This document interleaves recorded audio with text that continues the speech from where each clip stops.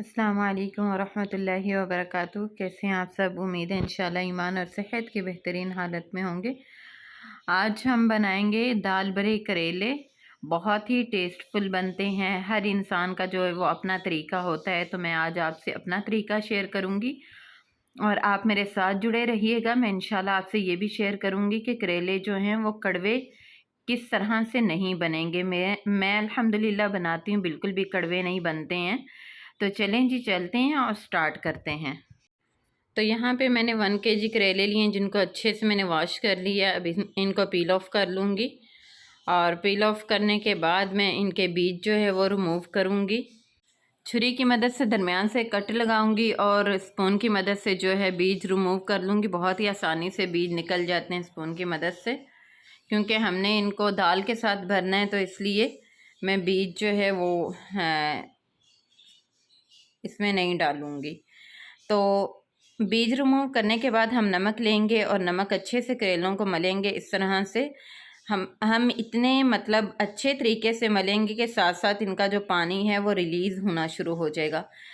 पानी असल में रिलीज़ नहीं होता, तभी ये कड़वे बनते हैं। तो हम अच्छे से इनको नमक लगा के तकरीबन 1 घंटे के लिए रख देंगे। मैं तो किचन में ही रखूँगी, आप धूप में भी रख सकते हैं और किचन में भी। तो करेलों को हमने नमक लगा दिया है, इनको 1 घंटे के लिए रख देंगे। और दूसरी तरफ हम दाल रेडी कर लेते हैं। यहाँ पे मैंने चने की दाल ली थी, तकरीबन ये 250 ग्राम थी, यानी 1 पाव थी, जिसको मैंने अच्छे से बॉईल कर लिया है। अब हम इसमें 1 टीस्पून नमक ऐड कर देंगे।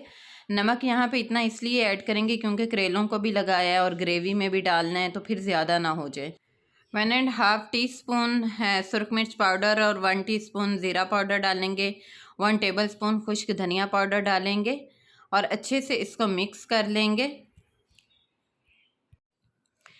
हम दाल जो है वो दूसरे तरीके से भी रेडी कर सकते हैं, मतलब प्याज वगैरह जो है वो डाल के, तो इसको थोड़ा तड़का लगा के भी, लेकिन मैं इस तरह से बना रही हूँ, बहुत ही टेस्टफुल बनती है। साथ में हम अदरक लहसुन का पेस्ट और थोड़ी सी सब्ज़ मिर्चें डाल के मिक्स कर लेंगे। तो दाल हमने रेडी कर ली थी। यहाँ पे मैंने ऑयल चूल्हे पे रख दिया था और 1 घंटा हो चुका था हमारे करेले जो है उनको नमक लगाए हुए। तो इनको मैंने अच्छे से वॉश कर लिया है और दबा के इनसे पानी निकाल लिया था।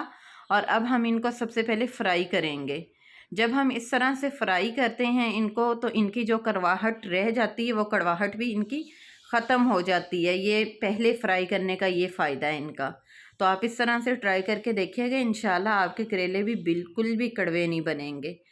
तो इसी तरह से हम बाकी जो हैं वो भी रेडी कर लेंगे। तो ये देखें, करेले हमने सारे जो हैं वो फ्राई कर लिए हैं। तो अब हम इसमें जो है वो दाल भर देंगे। ये इतने टेस्टफुल माशाल्लाह से बने थे कि क्या ही बात थी, कि दिल करता था खाते ही जाएं। तो अब हम इसको ऊपर से किसी धागे वगैरह से, या फिर बाज़ लोग जो हैं वो सिलाई भी कर लेते हैं, किसी भी तरह से आप इनको बंद कर दें। तो ये देखें, करेले हमने बंद कर लिए हैं फिलिंग करके। तो अब हम इनको दोबारा से फ्राई कर लेंगे। तो जब तक मैं फ्राई करती हूँ, आप चैनल को सब्सक्राइब कर लें। वीडियो अच्छी लगे तो इसे लाइक और शेयर किया करें, ये हमारे लिए हौसला अफजाई होती है। तो जब इनका कलर इस तरह से हो जाएगा ब्राउन, तो हम इनको निकाल लेंगे।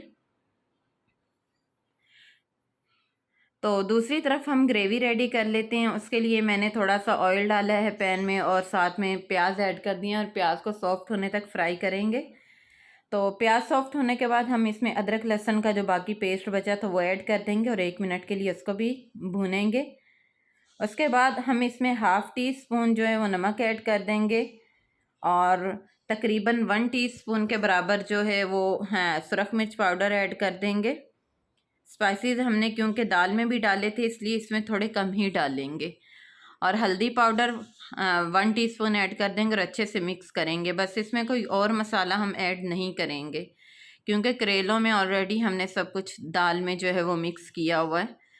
तो अब हम इसमें टमाटर ऐड कर देंगे और टमाटरों को हम सॉफ्ट होने तक जो है वो फ्राई करेंगे, पकाएंगे।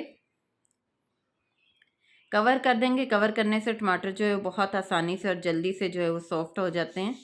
यहाँ पे 2 मिनट हो चुके हैं, टमाटर भी सॉफ्ट हो चुके हैं और जो प्याज हैं वो भी अच्छे से सॉफ्ट हो चुके हैं अल्हम्दुलिल्लाह।